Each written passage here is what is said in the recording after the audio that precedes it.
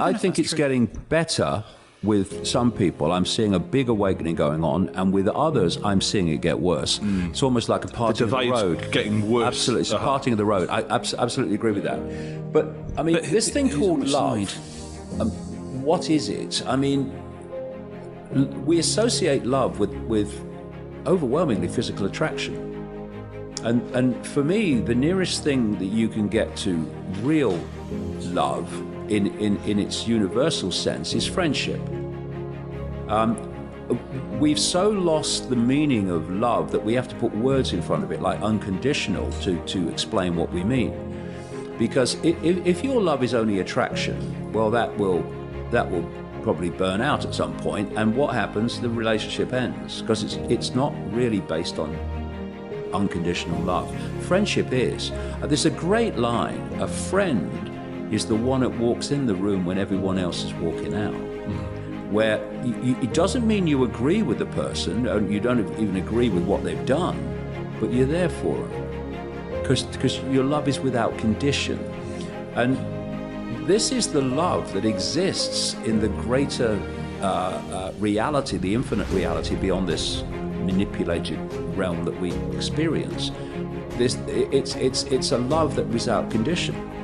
And that love is far more powerful than fear. What fear does, because we have the body, it's actually holographic, but the body is actually an electromagnetic field. Some people call it the auric field. And there are vortex points through this field, which are known in the East as chakras, meaning wheels of light. And they're vortexes in the field. There are some photographic techniques that can photograph them now. And there's 7 major ones through the human energetic field beyond this visible light spectrum that our eyes can see. And the key one is right here in the middle of the chest, and it's called the heart chakra in the East. Heart vortex, you might call it. Now, this is where, from ancient times, the association between the heart and love came from. Not the physical heart. I mean, they symbolize it with the physical heart, don't they? Understandable. But it's this. When you're feeling love for someone, you don't feel it here. This vortex here relates to emotion. That's why we feel emotion in the belly. That's why when we're nervous, we get the shits. That's the reason. Because of the way the fear and anxiety affects this vortex from the gut. Here, which the gut reaction that comes from here. And so this is where we feel love. And, oh God, my heart goes out, and we feel compassion from here. This is why.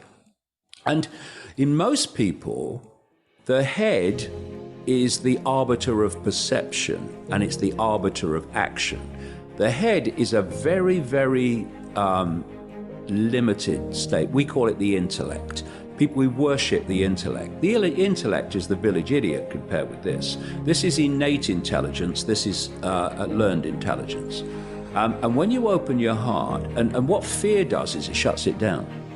You know, people talk about their heart aching and all that stuff. Fear shuts it down. Well, what is a selfish person? It's someone who's scared about how this is going to impact them and all about that. Shuts the heart to me, down. what love is when someone can override that with putting someone else's needs above their own. And when you talk about when everyone else walks out of a room, they walk in.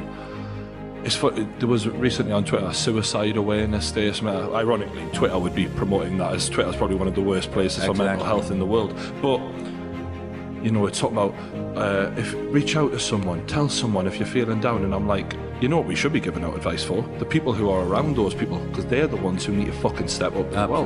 They're the ones who need to walk into the room, because no one else. Loneliness isn't cured by a text. Loneliness is about being there, and putting their needs. While you're sitting there feeling like, I don't want to be around this person because they're going to bring me down because they're feeling down. Put their needs before yours. Do you know what I mean? That's what I feel like love is. Yeah, and this love which you feel from here is not, you know, I love you, so do what you like to do. This is the power. This is the power they want to shut down. They do it through fear, they do it through anxiety, and they do it through depression. When you open this up, that's where your power comes from. what I did, and what else comes from here? Intuition. What is intuition? Intuition knows, and the brain thinks because it doesn't know, and thus it has to try to work it out. So look at the body language of people.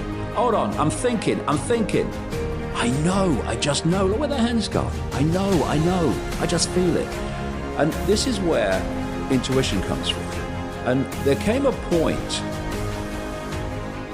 maybe about 93, 94, where my way of researching flipped from looking at the information that was coming to me and concluding what was happening, which was this story, working it out. And it moved here. And what has happened since that period, right up to present day, is I know what's happening here. And then the information to support that follows. So on 9/11, I knew what had happened. That's why I started researching it immediately, that it was a problem reaction solution. But as soon as you've seen the footage, you get a feeling? Because of what I knew before. But I knew it. And then the information has come ever since to support that. And the reason is that this is our connection to the wider consciousness. This is why this is innate intelligence, because it's connected to those levels of awareness that do know. This is not, thus it's has to work it out. And there's an organization in America, it's called the Heart Math Institute. And it's been working for decades now on the power of this and how it influences reality. And there was the lady, I think she still runs it, she was a therapist at one time. And she said that one of the techniques she had when she was talking to a client, she'd put them in a chair and she'd say, tell me your problem from your head's point of view. Tell me what your head's saying about this problem. And she'd listen. And then she'd symbolically change chairs and she'd say, well, now tell me what your heart is saying about the problem. And this lady said it was like talking to two totally different people. Yeah. Because what they're doing, head to heart, is actually literally connecting with another level of consciousness, which therefore has a completely different fix on the problem. And I can't stress enough, by the way, how right you are from a personal point of view, because I feel like my head is quite a negative place, but my heart is a very positive place. It's like absolutely constant battle. That's what they want. This is why the society is structured as it is, to shut this down. And when you open it, you don't just open it to what we call love. You open it to enormous amounts of insight, intuitive knowing that you won't get if that is closed. And the other thing about love, you know, people think, oh, he's talking about love and he's a bloke. Are we doing the washing up next? You know, one of those things. But this is actually the ultimate power, because love is devoid of that which controls us, fear. When your heart is open and you're coming from there, you do not feel fear. This never says, I know what I need to do. I know what I need to do, the right thing, but what are the consequences? This doesn't do consequences. This, what are the consequences? Oh my God, this. Oh, what are the consequences for me? This is going, I don't give a shit. To be fair, my dick doesn't really think that much. You know what I mean? Yeah. But I wish it would. Yeah. It would have kept me out of a lot of trouble. It's a completely different interaction with reality. It just transforms your bloody life. Not only do you get massive insights into things that you wouldn't normally, but you chill out because you realize this is just a transitory experience. It's not everything.